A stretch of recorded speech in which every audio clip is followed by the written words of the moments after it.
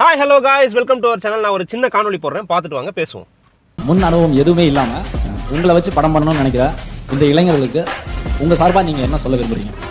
அனுபவமே இல்லாமல் ரொம்ப கஷ்டம் பாஸ். இல்லை, அது கரெக்டாக கதை இதெல்லாம் பண்ணிடலாம், இது பண்ணிடலாம். பட் அந்த ஃபீல்டில் ஒர்க் பண்ணுறதுன்றது வந்து ரொம்ப கஷ்டம். அதுக்காகவாவது கொஞ்சம் அனுபவம் வேணும். முன்னனுபவம் இல்லாம எப்படி பாஸ், இதெல்லாம் வாய்ப்பு பாஸ் அப்படின்னா 2007 ஒரு திரைப்படம் எடுக்கிறது மினிமம் 20 கோடி தான் விஜய் படமே. இப்ப இவங்க சொல்ற 200 கோடி எடுத்துட்டு வராருல, அந்த கடைக்கு 2வது வருவோம். அப்ப வெறும் 20 கோடி தான்.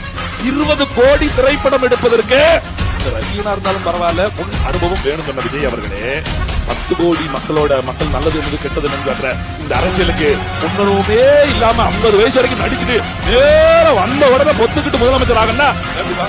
நாங்க கேட்கிறோம் பாஸ், வேணும்ல? பயங்கரம் பாஸ், கரெக்டாக தான் கேட்குறீங்க பாஸ். முன் அனுபவமே இல்லாமல் எடுத்த உடனே சிஎம் சீட்டில் தான் உட்காருவேன் பொத்துக்கிட்டு அப்படின்றது கரெக்டான கேள்வி. நான் இதை வந்து பாராட்டுறேன். பட் அனுபவம்னா என்ன பாஸ்? மக்களுக்கு நல்லது செய்யணும், மக்களோட நலனில் கருத்தாக இருக்கணும். அதுதானே அரசியல். மக்களோட முன்னேற்றத்துக்கு நம்ம வழிவகை செய்யணும், அதுதானே அரசியல். மக்கள் தான் எல்லாம், இப்படி தானே? அவங்க கிட்ட இருந்து ஓட்டு வாங்கி நீங்கள் வந்து எம்எல்ஏ ஆகிறதோ, எம்பி ஆகிறதோ, மினிஸ்டர் ஆகிறதோ, சிஎம்ஏ ஆகிறதோ கூட. ஸோ அந்த காணொலியை பார்த்தீங்கல்ல, கொஞ்சம் இந்த காணொலியும் பாருங்களேன் பாஸ். இலங்கை தமிழர்கள் படுகொலையை கண்டித்து தளபதி விஜய் ஒரு நாள் உண்ணாவிரத போராட்டம் செய்த போது அவரின் வயது 34. தமிழக மீனவர்கள் இலங்கை கடற்கரையால் சுட்டுக் கொள்வதை கண்டித்து தளபதி விஜய் நாகையில் ஆர்ப்பாட்டம் நடத்திய போது அவரின் வயது 36.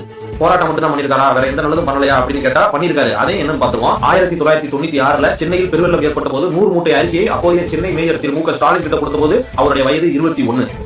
1998 சென்னையில் மழையால் பாதிக்கப்பட்ட குடிசை பகுதி மக்களுக்கு தேவையான அரிசி மூட்டைகளை அவரே நேரில் போய் கொடுத்த போது அவருடைய வயது 23.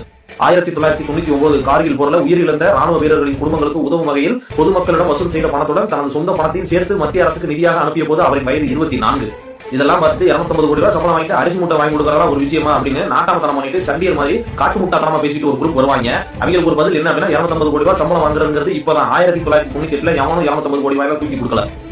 மோடி குஜராத்துக்கு முதலமைச்சர் ஆகிறதுக்கு முன்னாடியே, அதாவது 2001 ஜனவரி 26 இந்தியாவின் 52வது குடியரசு தினம் அன்னைக்கு குஜராத்ல பூகம்பம் ஏற்பட்டுச்சு. அந்த பூகம்பத்துக்கு தன்னால் இயன்ற உதவியோடு மக்களிடம் நிதி உதவி பெற்று குஜராத் மாநிலத்துக்கு அவர் நிதி அனுப்பி வைத்தார். அந்நேரம் அவரோட வயது 26.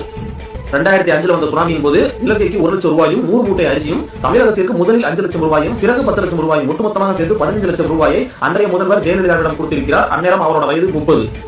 2008 ஓசூர்ல இலவச பள்ளிக்கூடம் ஒன்றை திறந்து வைத்தார். அந்நேரம் அவருடைய வயது 33. புரிஞ்சிருக்கும்னு நினைக்கிறேன் பாஸ். நெக்ஸ்ட் வீடியோல பார்க்கலாம். Thank you so much. Bye bye.